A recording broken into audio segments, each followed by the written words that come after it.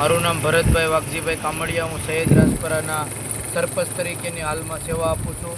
અમારા ગામની અંદર તોકતે વાવાઝોડા દરમિયાન જે દિવાલ ધરાશયી થઈ હતી પ્રોટેક્શન વોલ, તે 2 થી 3 દિવસની અંદર ત્યાં વધુ પ્રમાણમાં 1 થી 2 મકાન પડી ગયા.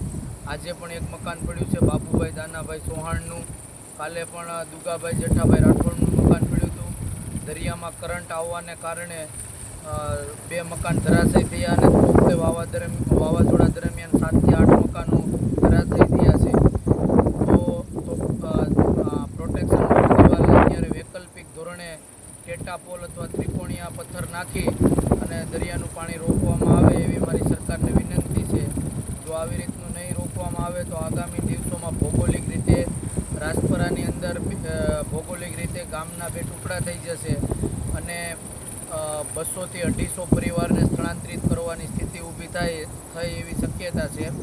તો સરકારશ્રીને મારી વિનંતી છે કે વહેલી તકે આ વૈકલ્પિક વ્યવસ્થા કરે ટેટાપોલ નાખીને, અને આના માટે 2.5 કરોડ રૂપિયા મંજૂર પણ થયા છે. તો તાત્કાલિક ટેન્ડરની પ્રક્રિયા કરે.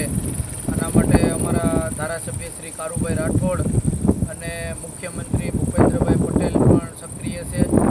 કુંવરજીભાઈ બાવળિયા પણ આના માટે સતત અવિરત કાર્યમાં લાગેલા છે.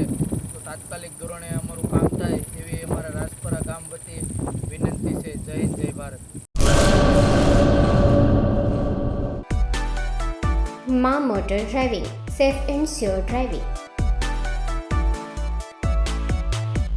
ડ્રાઇવિંગ એ શોખ સાથે આપની મોટી જવાબદારી પણ છે. અમારા ઇન્સ્ટ્રક્ટર દ્વારા સચોટ અને સરળ માર્ગદર્શન. આપની રોજની તાલીમની માહિતી મેળવીને શું અધુરાશ છે એના ઉપર પૂરું ફોકસ કરાય છે.